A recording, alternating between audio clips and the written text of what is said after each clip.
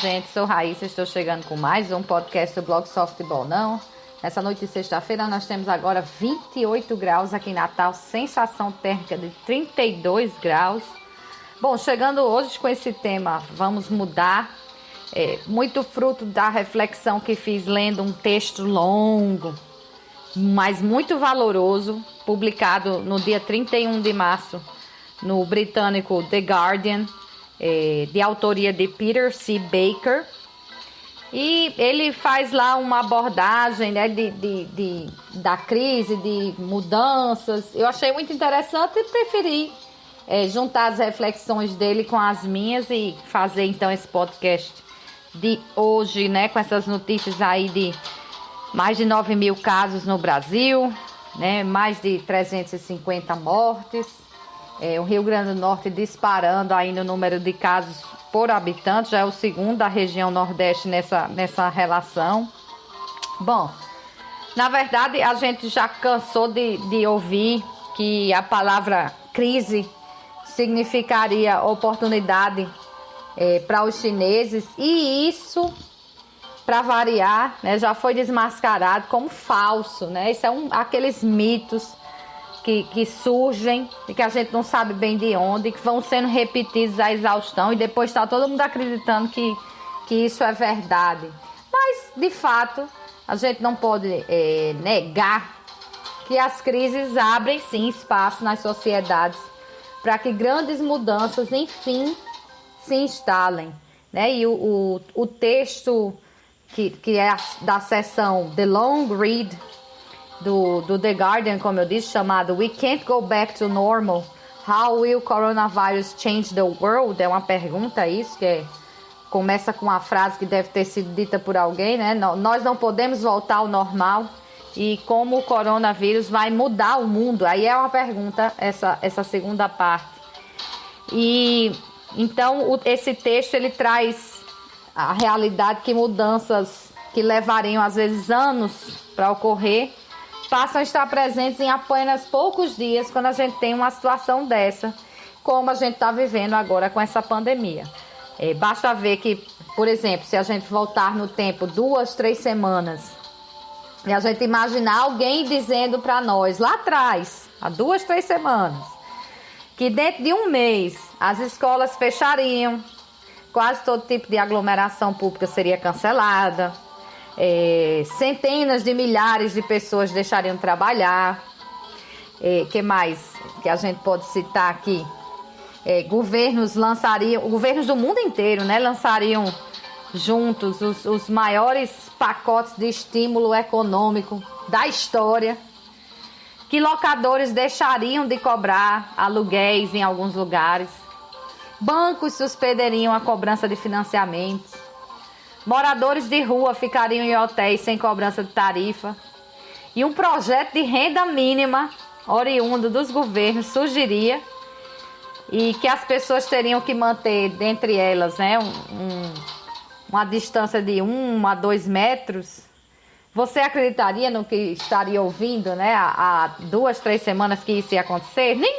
Ninguém de nós acreditaria que a gente ia passar a viver uma realidade dessa em tão pouco tempo, né? No espaço, pelo menos aqui para nós do Rio Grande do Norte, no espaço de 2 semanas, tudo mudou e mudou muito rápido.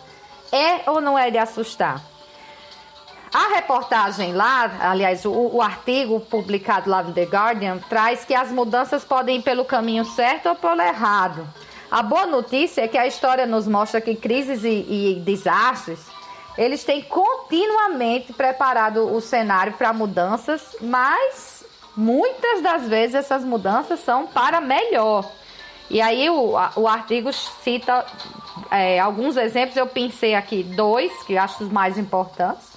O primeiro deles, o mais aproximado, eu acho, dessa situação atual, que é a pandemia de gripe de 1918, que ela ajudou a criar serviços nacionais de saúde em muitos países europeus, quer dizer, de uma situação ruim a gente tirou uma coisa muito boa.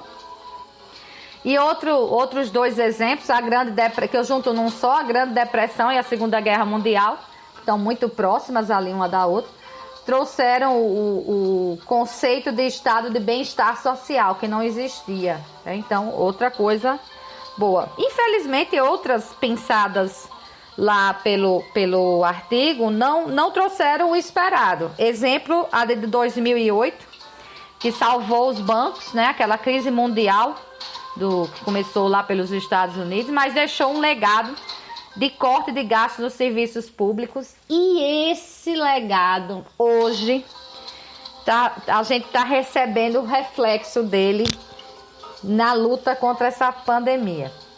E ele ainda sai citando que mesmo SARS, MERS e H1N1, que foram outras pandemias de menor alcance, mas muito agressivas, embora tenham praticamente desaparecido só, deixaram ensinamentos.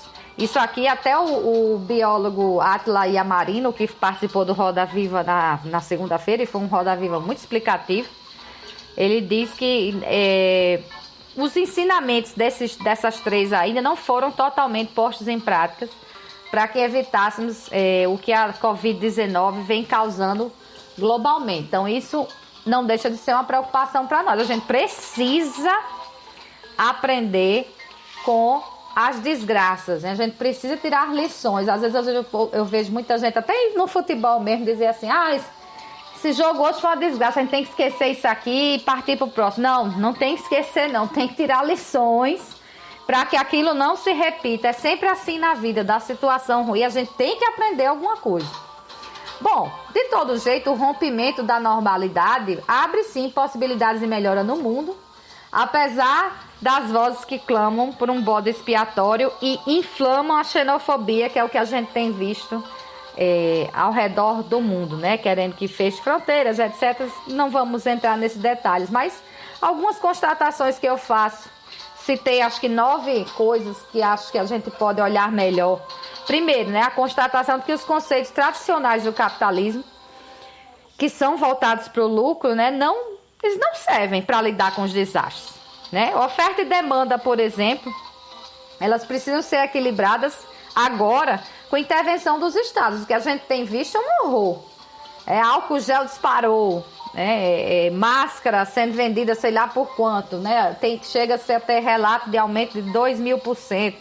Um país tomando...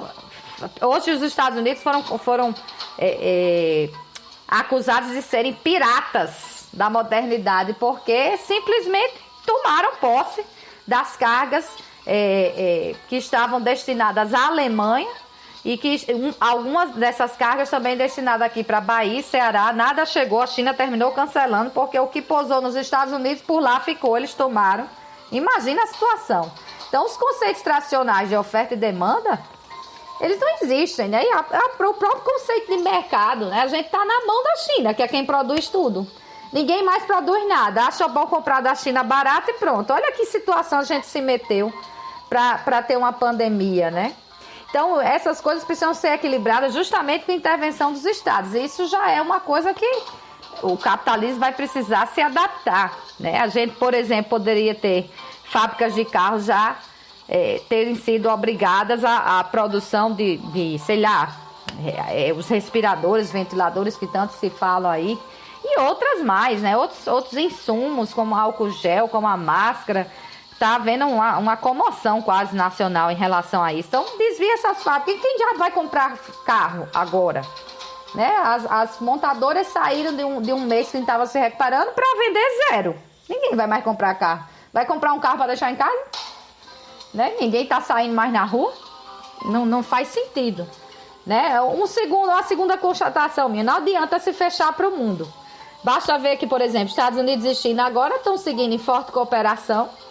Assim como a gente vê pacientes italianos sendo transportados para serem tratados na Alemanha. Então, vivemos num mundo globalizado, até a Átila Yamarino falou nisso, a gente aqui no Brasil ganhou como se fosse uma máquina do tempo. Hoje a gente tem condição de olhar para o que vai acontecer aqui, vendo a experiência dos outros países e já tomando as decisões antes para que essas coisas não cheguem tão terríveis aqui. Então, é hora realmente de dar as mãos com o mundo inteiro. Terceiro, precisamos sair dessas preparados para outras. Investimento em ciência, por exemplo, é investimento, não é gasto. Isso é uma discussão já antiga. Infelizmente piorou nos últimos anos essa ideia de cortar investimento em ciência, a gente paga essa conta. Isso vale também para todo o sistema educacional, que enfim é o suporte da ciência. Vejam que agora sumiram todos aqueles doidos que tinham a ideia de que vacinação era para ser atacada, ninguém era para vacinar, porque as religiões também hoje rezam até que para que os cientistas em geral achem uma solução. Quer dizer, ciência e religião se encontraram agora no caminho para a gente conseguir enfrentar a Covid-19 de outras formas. Uma quarta constatação de que nós vamos mudar, né? O abismo social, ele precisa ser atacado para ontem. Quanto menos os pobres estão expostos, menos os ricos também estarão em risco. Se eles estiverem mais expostos, os ricos também estão.